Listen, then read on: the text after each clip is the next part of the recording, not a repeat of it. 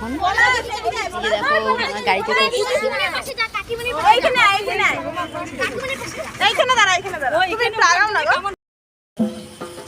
দেখতে পাচ্ছ আমার ঠাকুর নিয়ে চলে আসছে শাখা মতো।